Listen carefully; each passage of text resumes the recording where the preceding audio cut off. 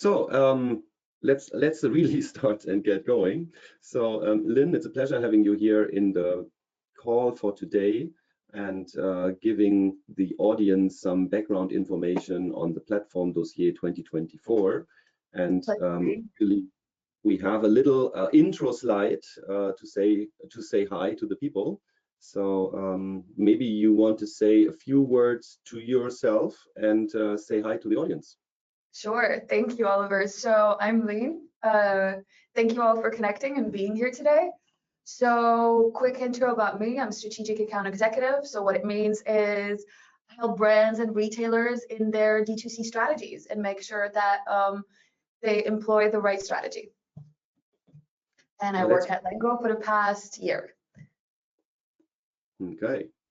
That's great, because I think in these times it's very helpful to have a good strategy for the platform business and to really think a little bit ahead of what you plan to do and then find out what you actually can do to improve your situation. For those who might not know me, my name is Oliver Lucas, and I'm in the e-commerce scene for like almost 20 years, and I've done a lot of fulfillment for more like 10 years, and in the last 10 years I've run a consultancy business with the company Ecom Consulting. And now we have changed the color a little bit of our company, because last year we have, or I have sold the company to NFQ, and I will tell you a little bit about that a little later. And I'm pretty proud of what we have achieved in the past years. I mean, of many things, but one of the things that we are really proud of, that in the last years we have done a Plattform Dossier, and now this is our 3rd edition already. And we started in 2020, and then we had a renew, a makeover in 2022, and now we have the 2024 edition. The funny thing is that we started the first one before COVID hit. So we already saw everything coming in 2019, and then of course it all got an immense intensity and speed up by 2020 when Corona hit Europe, and not only Europe. And in 2022, we saw such a big boost, and we saw already the globalization of everything. And yeah, that's why we said we have to review it. And thanks very much to Lengow and also to other partners like Kaufland Global Marketplaces and Otto, who make this possible, that we actually can present this information and can gather the content, because there's a lot of time and also a little bit of money that goes into this dossier. So I'm happy that you are here and that you follow us by what we're doing. So what did we do in the past year? So maybe for today, it will be like, I will be explaining for the next like 20-25 minutes the general things about the Plattform Dossier, and there will also be a very small active part for you participants out there. You probably know menti.com already, so be prepared to answer like 6-7 questions on that a little bit later on, and then Lynn will give us a deep dive on how to secure your brand and your pricing and some of the very relevant issues on marketplaces. And then in the end, we hopefully have some time for questions and to discuss some further issues. So what we did in 2020 and in 2022, actually, I would say we were the first organization, the first company who tried to do a map of what is going on in this marketplace business. So there were marketplaces coming out of everywhere, not only in Germany, but all over Europe and also all over the world. And many readers of our platform were pretty surprised when they found out that it's like more than 200 platforms that we are seeing in the market. And many of the players were only active on few platforms in whatever dimension they were active, maybe B2B, B2C, or more on the social and content commerce side, etc. And when we thought about 2024, the dossier, to make a new edition out of that, we found the value of adding another of these slides and saying there's 20 more and 5 who left and another one, that wouldn't add any value to the discussions that we think from our view is very relevant for new brands, retailers, and also service providers in order to be a better player and a more successful player in this marketplace game. So we said what's happening right now is really, really different, and we would say it's an evolution of the platform world. So it's really a big change that is happening right now, and we see it in the way that we have 3 different basically phases within this platform business. So the first years were the big players started actually with building up platforms. We didn't even call it marketplaces by that time. It was just like big e-commerce platforms. That was a phase which would go like, let's say, until 2013, 2014, something like that. And then in that time, basically companies who are not focused and located in Europe were basically doing the game. You see here one chart that in America we had the big players like Microsoft, Apple, Amazon, Alphabet, and Meta. In Asia Pacific we had a small but growing Tencent and Alibaba and other ones. And in Europe the big digital player was SAP, and not so many other ones. And then we also had by that time in 2020, when there was like a dynamic growth of the platform world, there was also a prediction, and actually you can feel it, that in the B2B environment, they also discovered the beauty of becoming a marketplace and really grew their business. And there are not really specific numbers on that, but by that time, the forecast was that in 2025, there will be something like 1,000 marketplaces only in the B2B segment. And well, actually, we cannot prove this number, because most of them are behind paywalls, so you don't really know what's happening behind these paywalls. But it's a big trend that was there in the last years, and so basically we consolidated that in this chart. And what we see right now in 2024 and also in 2025 is a big change, because coming from the platform Big Bang and the transformation era, we would say we are now in a revolutionary era where we have new players. And also we have AI coming into the business sphere, and so actually we see that the rules of the platform games, they are changing. So whatever people and companies did in the past is still relevant today, but the future outlook, and I will also give you some numbers on that, is actually changing heavily. And we think that it makes very much sense to reflect that new situation and come up with new strategies. So basically in the transformation era, I should add some insights. And basically we saw this dynamic marketplace boom, and we saw these service providers and tools from everywhere really rising and growing strongly and growing within this ecosystem. In the last platform dossier, we called it the business enabler universe. And we saw established companies like Otto, Kaufland, and many more transform their existing retail business into a marketplace business. So that's something that was really really interesting to see, and not everybody had an easy pitch of changing their initial organization and structure. And also these platforms, they became a central place in global retail, and everybody was going more and more international. Like really 10 years ago, the business was not so international as we see it today. And now the revolution is taking place in many dimensions, and one of them is really the social commerce. We've been discussing about social commerce heavily already in the last 10 years, but it was not really that relevant. And now it's really hitting hard into the markets. Also, it's the conversational commerce, it's the Chinese market players. Of course, it's artificial intelligence, because that makes many things easier, but other things a little bit more complicated, because there's too much of so many things. And also, I don't know if you followed some of the information that there was a tour in China. Live shopping is really relevant. Not so much in Germany or in Europe yet, but we see that it's coming. And let's not talk about the metaverse today, but I think it's still there to find its way into a bigger scheme. So that's really what's happening on the market. When we were analyzing of why is this the case, and how can you be successful in this, let's say, ecosystem and in this platform world, we found 4+1 success building blocks. So the first one you see here on the lower chart is about what is relevant for you to be successful in the marketplace business. So at the beginning, nearly 100% it was about technology. It was very hard to build up a platform. It was very challenging to build up scaling platforms and to really deliver on a very professional level whatever you promise to your customer. At that time, the clarity of your business model was not so critical. So it was not so important, because it was a little bit like playing around and finding your way. We all remember the wise words from Google, fail smart, fail easy, fail fast. So it was okay to experiment and do some things, and then reiterate and pivot your business, and then come up with, in the end, a nice business model. Logistics was a completely different game by that time. And it was not about like next day delivery. It was about like the customer was not sure whether he's going to be delivered at all, maybe tomorrow or maybe in 5 days time. So the market was very early, of course, at that time. And reach by that time was not a big thing, because it was about establishing something new, and it was not about being super big and super huge from the start. It was about like gaining traction, gaining activity. And you see from the curves on the lower chart how this changed over the last years.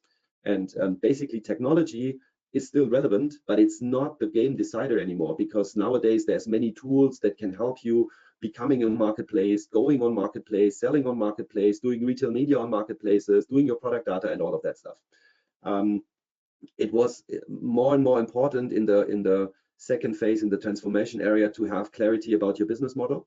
So that was very relevant. And with the growing competition, it was more and more important to have a certain reach, to be able of addressing many customers, but also relevant suppliers that they are actually selling on your platform, because otherwise you are not that relevant as a platform. And logistics became a success factor, because with the growing assortment, it was more and more challenging to handle all that. And also Amazon changed a lot, because they just set the standard for fulfillment on such a high level that so many companies were struggling to actually go there. And what we see now in the third phase is that there's a new star rising. It's basically the new kid in town, and we call it the inspiration. It's inspiration, it's entertainment, it's education, but it's a different ballgame, and I will tell you a little bit more about that. It was not relevant in the very early days. It was already a little relevant in the last years. For instance, if you think about you was trying to build up a different model of not selling only a fashion with a search and the filter and a navigation model. It was also about inspiration and about media already, but not to an extent that we see it today. So that's basically the revolution that we see nowadays. And if I am happy to explain you a little bit more from the perspective of the platform players and of the perspective from the seller players, you see here the differentiation between the own and individual building blocks. So actually we talked about technology and what this means. We already talked about reach and something for seller. Right now it's for seller relevant to become visible on platforms. So their reach is defined through marketing on platform. That's a game that didn't exist in the early 2000 years, because only Amazon then later came up with the retail media idea. Nowadays it's relevant to have a good logistics setup if you want to play on very different marketplaces, and sometimes it's also good to be capable of running a drop shipment setup within your warehouse, within your organization.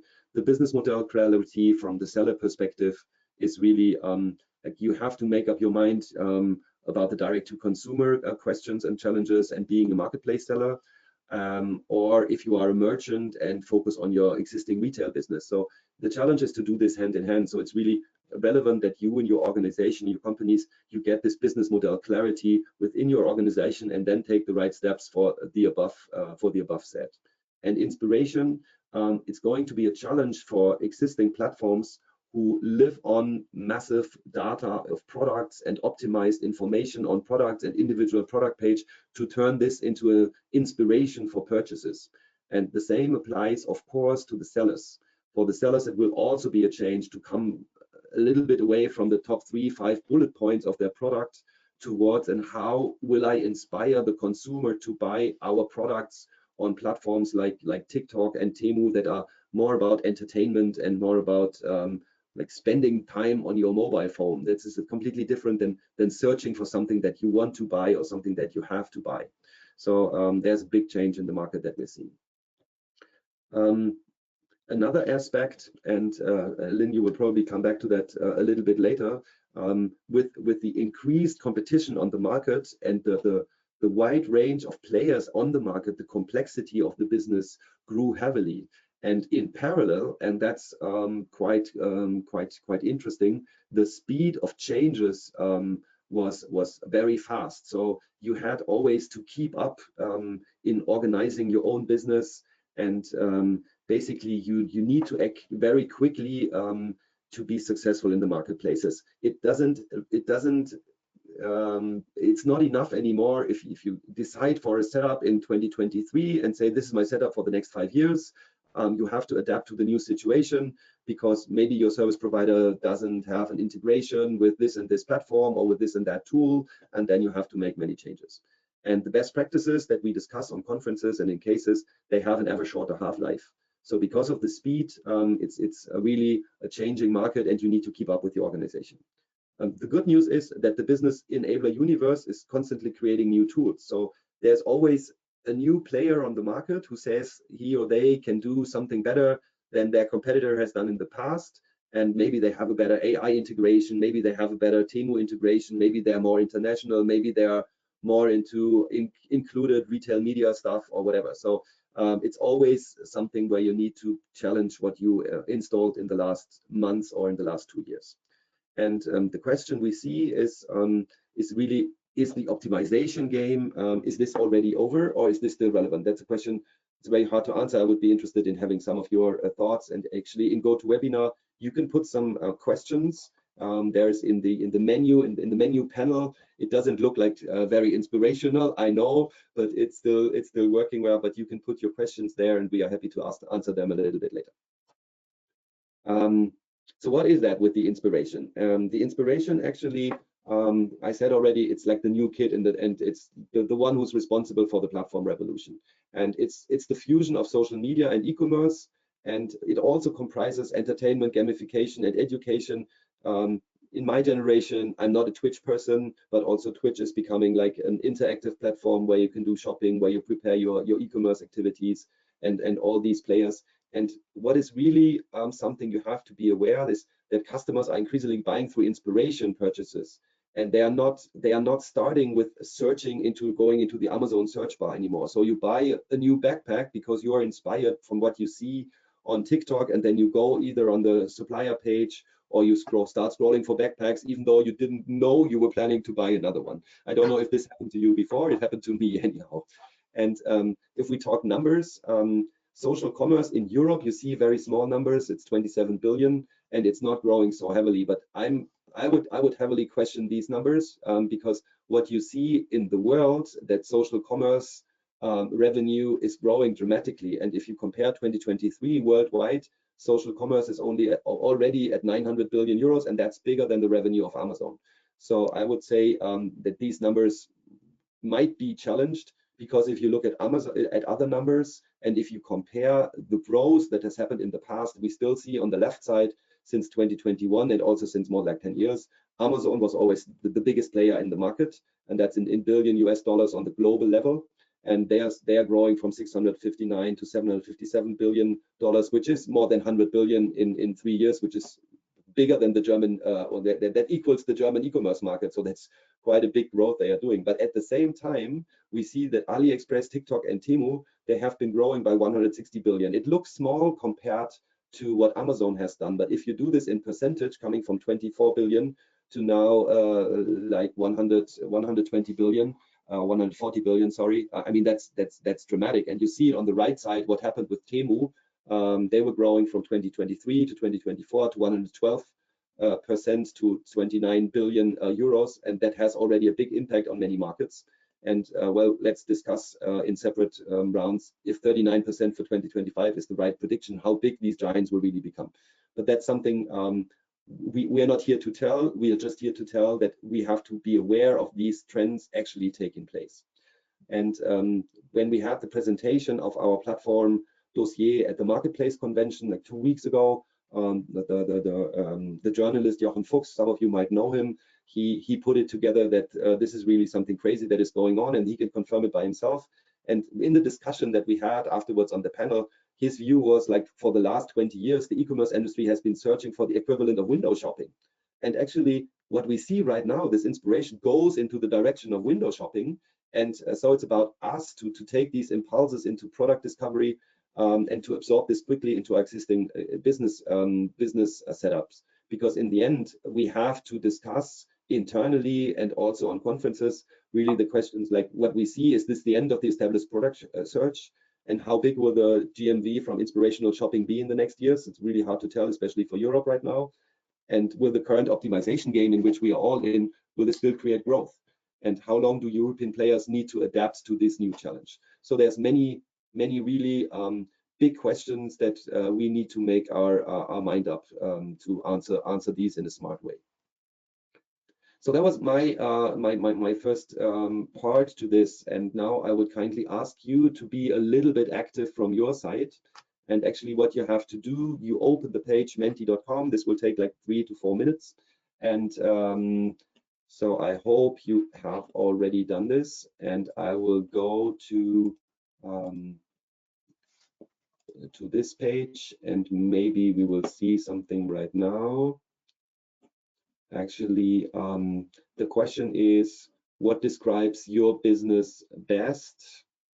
So please go to menti.com and put in this number. It's 724081119. So in general, are you more or less a brand or retailer, or are you more or less a service or tool provider? That would be quite interesting to see, because that has an impact on the later questions that we are going to discuss. I will wait a couple of seconds, because it always takes a little bit of time to enter into this discussion. Actually, what you put in here, it cannot be traced back to your company or to your email account or anything. That's total anonymous. So don't be afraid to give us any information. It's just helpful to see the trends of everybody, what's going on. So maybe a couple of more people would switch to menti.com, because I see more people in the conference itself.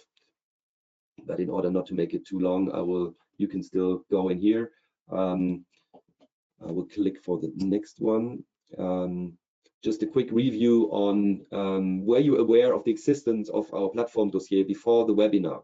So did you know that we have done this in the past? That's quite interesting for us, and also interesting to discuss how we can probably improve ourselves and our own process for the future. It's something from 0 to 10. So if you were aware, and then it's a 10, and if you were not aware, then it's a 0. So that would be quite interesting. So the 2020 was not so famous before. 2022 not so much either, but at least some of you have heard of the platform dossier for 2024. I would expect that some of you have seen this, otherwise you would not have been here, I would say. Sometimes we say when we refer to information we have published before that this is like common knowledge sort of, but here we see it's kind of hard to assume that all of you know all this information. So for 2022, I can only invite you, if you are interested in this business. Many of the things are still relevant that are described there, because it's more generalistic approach on what we are doing. Then if it was not really aware, I would rather skip this one, because did you read our platform this year? Probably not so many, but at least some have already read the ones we are talking about. So thanks, that's interesting to know. And yeah, quite challenging to get a response from the market. So thanks for your reply here into this. Okay, let's talk a second about your company and think about your company and what we often see. And now we're talking about going into a revolution of the platform game. But how high is the maturity level with your own company already in this platform game? So the first one was really bullish and say, okay, we are really good already in the platform business. And the second one is how big is your focus on optimization of marketplaces? We call it the optimization game. And then the last one is how much is the focus on inspirational aspects?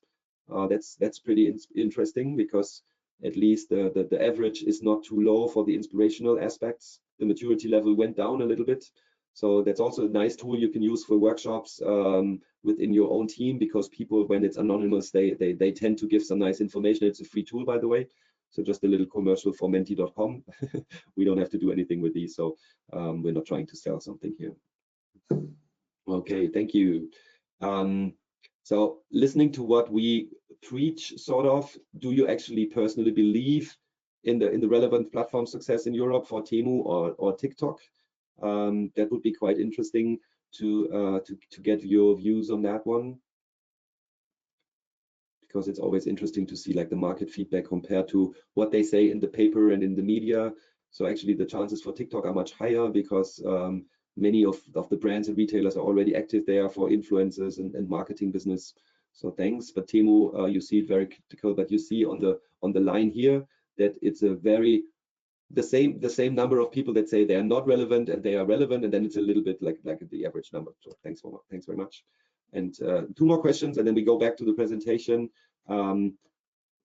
The challenge is sometimes to convince your top management, maybe the owners of your business, about what you have to do, or we all have to do within this platform business. So we see, when we go on the marketplace conference, we see very smart marketplace managers and we see good service providers. We would love to see sometimes more managing directors there who take this business even much more serious, but that's an interesting assessment from your side. So that's pretty cool. So chapeau for your top management, that they are doing a good job. Maybe you're informing them in a very good way. So that's really good. And maybe top management is already also here in the call, which is pretty helpful to understand a little bit of what's going on. As we have Lengow here, I think it's also very interesting to get a little glimpse of, do you already use a tool for marketplace management? The answer is either yes, or we are thinking about it, or no. Or maybe it's just not applicable to you because you're a service provider or another solution partner. So then that's totally fine. Of course, all other answers are also totally fine. That's that's for sure. So it's nothing completely new, Lynn, to have like a marketplace management tool. So more than 50% have one or think about it, and the ones who they don't, maybe they might need a little help to understand what's the beauty of it. It's very interesting. Yeah, we use that quite regularly in workshops and in presentation. And I mean, you can challenge if the questions are perfect, but at least those were the ones that we chose for today. To sum up what we have discussed here, and then I'll hand over to you. There's much more content in this platform dossier because we have a lot of deep dives on what's going on in the market. So I heavily invite you to download your copy and have a look into it and share it if you want the printed version. There's also, if you drop me a message, we might come across to send you something with the Deutsche Post, so that would be nice. I will skip this one, and just 2 slides on us. Those who know myself or Ecom Consulting in the past know that we have always positioned ourselves as the company that helps you scale your e-commerce business with conceptual and strategic questions, and also with implementation issues. So it's really aligning strategy things with culture, organization, process, and technology, because that's the foundation for having good operations and being really successful in your market. So sometimes it's a greenfield approach, and sometimes it's optimization in small and detailed things. And when we entered this business into NFQ is already existing more than 21 years. We implemented more than 1,000 business critical solutions from IT perspective. So we are an IT service provider, and we already scaled 3 unicorns in the last 20 years, like Hayak or Home2Go. And also we work for Home24, and we did a lot of stuff for e-commerce players like Connox or Louis. So we are well aware of what's going on in this game, and we have more than 800 employees in 7 countries. And through our systems, and also that's not only e-commerce, that's also travel, that's logistics, etc. We have more than 10 billion of gross merchandise value that go through our systems annually. So if you have any IT questions or strategic questions about IT projects or e-commerce, then we are happy to talk to you and help you. So that's for the moment my little part of it. And Lynn, I'm curious in what you have brought to the presentation. Of course, I know it already, but probably the audience is interested in what you have for the profitability and the image control on marketplaces. You should be the moderator by now. Yes. Can you see my screen? I see your screen. You're all ready to go. Perfect. Well, thank you. So on my end today, I'll present you a few tricks and factors to keep in mind to ensure profitability and image control when launching on a marketplace strategy. So just a quick idea of the agenda today. So on my end, I'm going to explain the state of play. So a bit of more context about the marketplace trends, and then some factors to keep in mind for success, like image control, profitability, and diversification. So what we need to know today is that the reality is no longer about deciding whether you should sell on marketplaces or not, but how you can sell effectively. Studies have shown that in Europe alone, 36% of the e-commerce revenue is done in Europe. And as you can see in this graph, you can spot the market share per European countries. And there's a huge chunk of a market share for marketplaces. And keep in mind, this data is only including sales from third-party sellers on marketplaces and not the sales of the marketplace itself. Interestingly enough, at Lengow, we've noticed the same trend. So our customers are actively expanding their businesses to marketplaces, and they're diversifying their sales channels to an average of 4 different marketplaces. So let's deep dive. Succeeding on marketplaces comes with its own set of challenges. I mean, you have to build the right strategy. The space is very complex and diverse, and it's really fast moving. So we thought of a couple of success factors to consider and keep in mind. But the key element would always be the time to market. So the speed of the onboarding and how quickly you get to market. So here are some essential questions you can think of before launching on a marketplace in order to maximize your performance. The first factor will be focused on visibility and differentiation. So are you engaging with the right audience? Are you differentiating yourself from your competition? The second thing would be more related to product data. How much time are you taking to send out your product feed to match the prerequisites of each marketplace? The fourth factor would be control and profitability. Are you keeping track of your KPIs? Are you keeping track of your revenue? Are you really measuring the effectiveness of your product selection, your marketplace presence, or even like your pricing? And finally, the last factor would be agility. So the question you need to ask yourself is, can you grow? Do you have all the right tools to grow, whether it's fulfillment or inventory management? So overall, with all these factors, the most important question leads to how quickly can you provide the ultimate customer experience on marketplaces? So let's find out.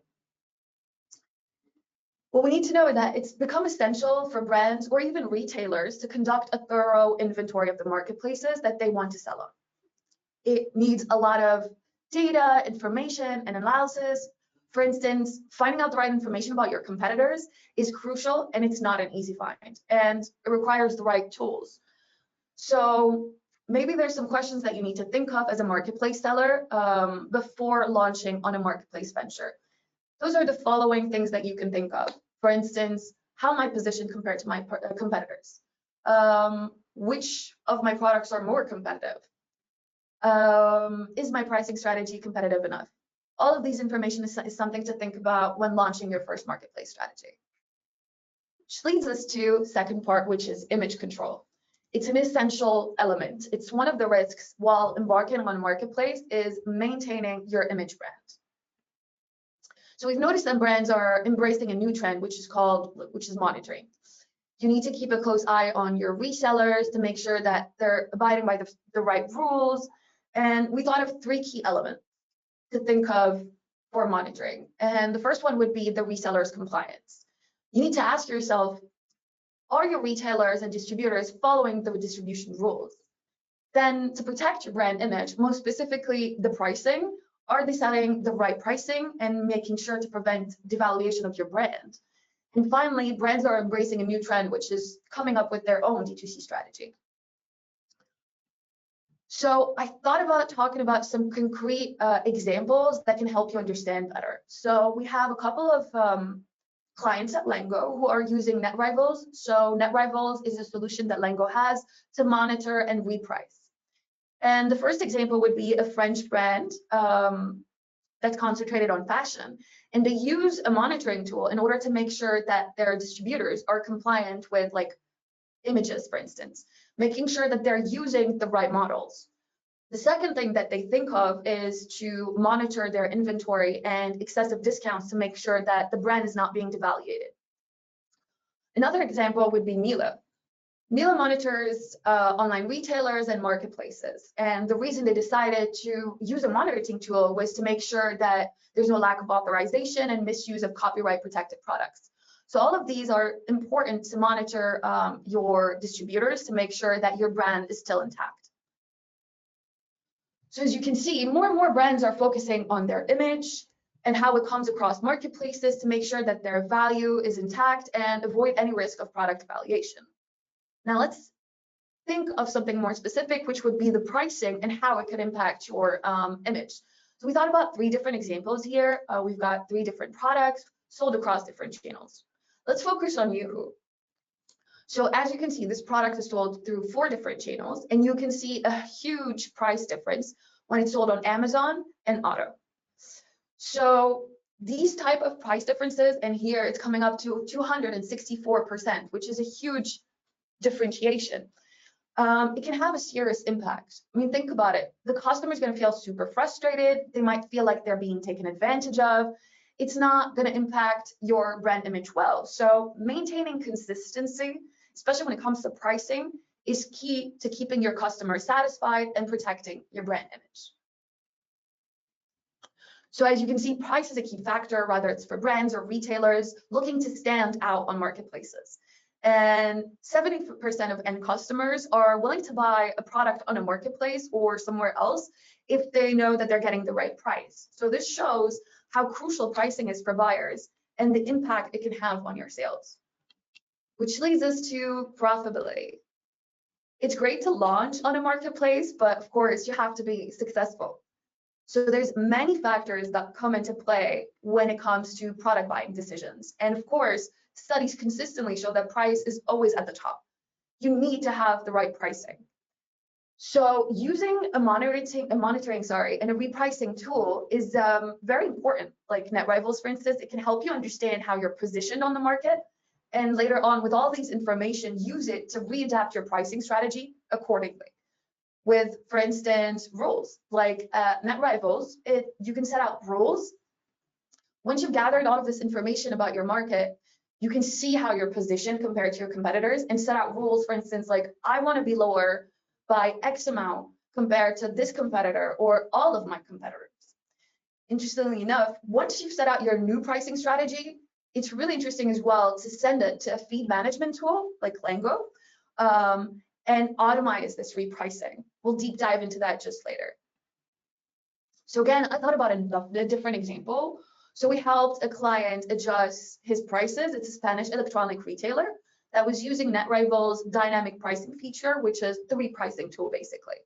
And once they've gathered the information about their market and realized how they're supposed to be positioned, they made some rules to adjust it by a few cents. Rather it's higher or lower, just a few cents led him to win the buy box. And that directly resulted in 3 times more orders within 1 day. So as you can see, just a few cents here and there can make a complete difference. So just for our listeners here today, the buy box is the section of a marketplace product page where customers can add items to their cart or proceed directly to checkout. And if a retailer doesn't secure this buy box, it poses a significant competitive disadvantage. Around 50 to 80% of sales are generated just through this section alone. So how can a retailer maximize their chances of winning the buy box? So again, while price will always remain at the top, there are several elements to consider because it doesn't just depend on pricing.